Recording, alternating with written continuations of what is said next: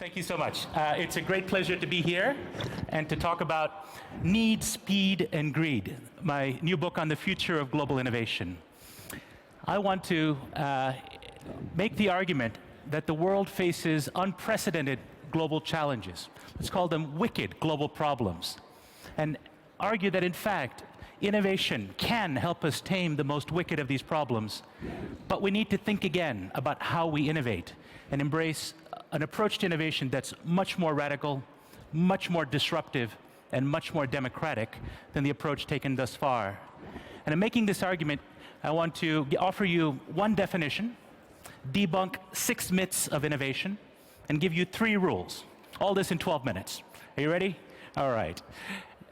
In doing so, when I talk about need, I'm talking about, of course, the extraordinary global challenges that have come about as a result of the confluence of the rise of India, China, the other BRICS economies, the urbanization of mankind. We are an urban species for the first time in human history, as well as the underbelly of globalization and Googleization, these wonderful forces that have made our lives so much better. But we now know that the world is not flat. It's lumpy and bumpy. And we're dealing with the underside of these problems now, whether it be pandemics or climate change or some of these other difficulties that come from our hyper-connectedness. And so the first of the myths that I wanted to get to, really in dealing with need, the problems that the leaders of the world, especially in the West, have been dealing with the first 10 years of this new century as the most difficult problems. The financial crises that is right at our doorstep, as well as the war on terror post-September 11th in the US. These may seem like the most important problems in the world, but in fact, seen from the vantage point of our children and our grandchildren, we will be judged by much more difficult problems. We will be judged by how we handled this once in 500-year transition that we're living through as the extraordinary wave of humanity rises. 1 billion people are lifted out of poverty in one generation. And the impact that has on resources, how we deal with that challenge is really what we'll be judged by. After all, remember, political terrorism has been with us for more than 1,000 years.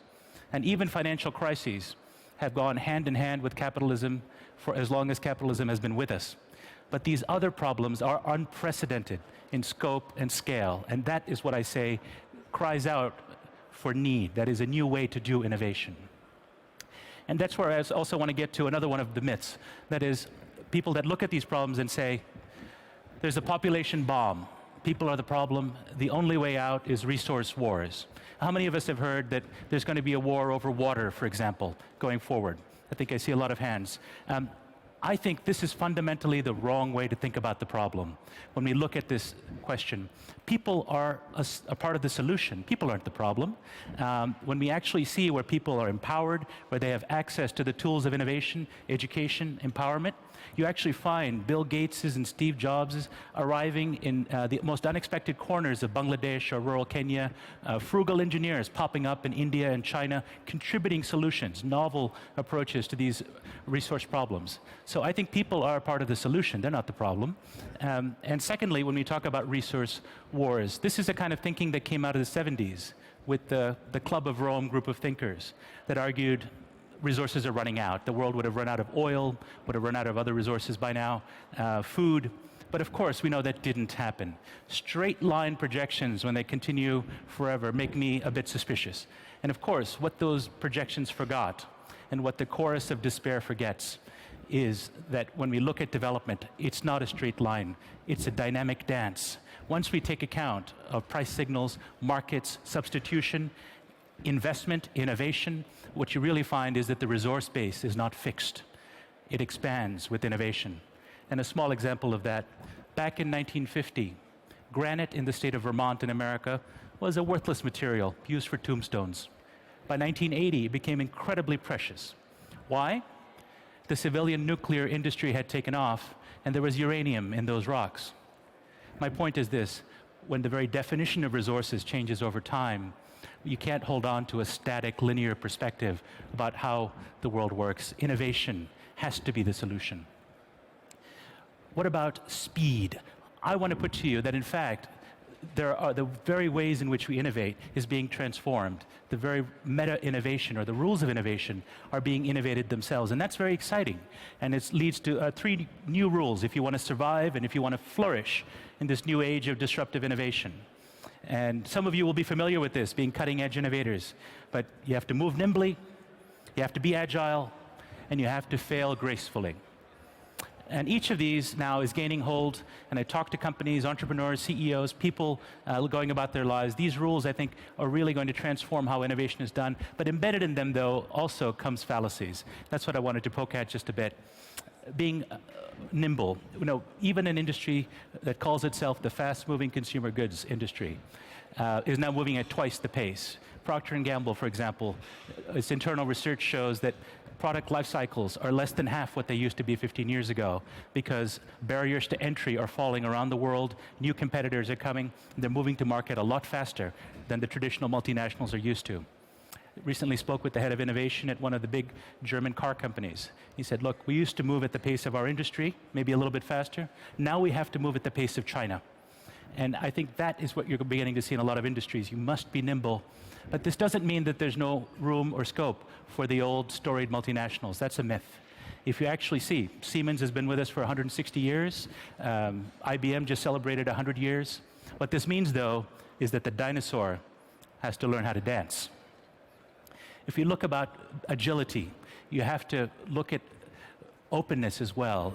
The world has become a wiki world. We all know about how open, networked approaches to innovation are taking off. The traditional corporate silo of R&D where men with gray beards and white coats used to look for Nobel Prizes. Well, that model of R&D is producing diminishing returns. So you really need to have open eyes. Bill Joy famously said, the smartest people in your industry don't work for your company anymore. That was true 10 years ago. It's even more true now. So lots of people do open innovation. They put on incentive prizes. They do networked, user-generated innovation. But here, too, there's a bit of a fallacy. Just crowdsourcing doesn't always lead to a wisdom of the crowds. Sometimes it leads to a bland mediocrity of the crowds as well. And sometimes the true genius of outliers can be masked by either power users with an agenda or just, again, a bland mediocrity. So I say you really need to know how to pick and choose when it comes to being open. And the best companies, to take IBM for an example, they make a great deal about being open, about their Linux system, open innovation. But if you look carefully, they're also incredibly secretive, and they patent more than just about any other company on earth the last 5 years. And so parts of their business, they're quite secretive. Parts of their business, they're quite open. The real key is in figuring out what you're good at and be very good at it so that it pays for outsiders to work with you. In other words, be a beacon. When it comes to failure, we all know that we need to fail fast. This is probably the most common mantra in the innovation world. You can't visit Silicon Valley without hearing that, if you haven't failed 2 or 3 times, the VC won't give you money, right? So what does this mean? Well, here's the dirty little secret. Every CEO says they've embraced fast failure. It's bloody hard to do. Why? We're all type A people. We love to succeed. Now, all of you that have put every failure at the top of your resume, hands up. I don't see a lot of hands, except the gentleman in the front who will be sacked tomorrow, I'm sure, by his company. No, but you're courageous to do so, sir. But here's why we don't do it. It goes against our human nature, right? And it's very difficult. And what that means is we need to think about culture in organizations very differently. I spent some time with Jeff Immelt for this book on innovation, and he was kind enough to take me through how he's introducing fast failure to all of his managers. He said, every one of them, I say, it's okay. He used a baseball analogy. He said, you know what? I don't mind if you fail as long as you learn the right lessons. I don't mind if you strike out more often because it gives you the chance to hit more home runs and maybe even get that occasional grand slam. I thought, this is great. What an inspirational leader. What a great company. And to check it out, I went up to the corporate R&D lab in upstate New York. I asked the head of research, so fast failure, how's it working? He said, it's the bane of my existence. I said, what do you mean? It sounds great. He said, look, I kill a project, and 6 months later, I come and find out these guys are still working on the project. They'll come in at nights, on the weekends, they'll work off the budget. Like a dog with a bone, he said, people don't like to give up on their projects. And of course, the insight there is we like to succeed. Culturally, we have to find a different way of finding rewards to encourage fast failure. We could learn something from the company W.L. Gore, the people that make Gore-Tex fabrics.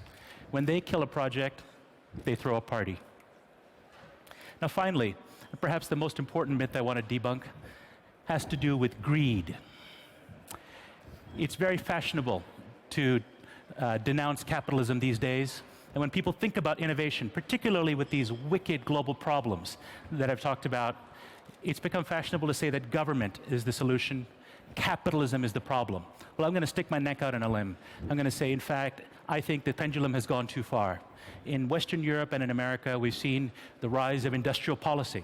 We've seen government get into the business of picking technology winners, once again, as it was in the 70s, of setting up funds, of deciding what industries are quote-unquote strategic. I think this is a dangerous way to go. I'm a big defender of the role of government, but in a carefully circumscribed way, and funding research and development in education, in setting up rule of law, capital markets, bankruptcy codes. There's much more that should be done. But in picking winners, I think fundamentally the wrong way to go. And if you look at developing countries where state capitalism is on the rise, the subject of our cover story in The Economist this week, fundamentally the wrong way to go. So what do I mean by capitalism? A different kind of capitalism where we go from greed is good to greed for good, where we reward innovators for solving socially useful problems. And I think that's where capitalism has its due. Rather than moonshots to try to get clean energy, let's reward social innovators, new hybrid business models, philanthrocapitalism. I think really we need to harness incentives and reward the bottom-up innovation that has always come to the rescue. We need to rejig our rules of society and capitalism to reward innovation. So just in conclusion, I really do believe we can tame the grand, wicked problems of our age, but with a more robust, more ambitious, more democratic model of innovation that at last taps that one human resource, one natural resource we have in infinite quantity, and that's human ingenuity. Thank you very much. Thank you. Thanks, what's up? It's a pleasure. Very happy that you're here.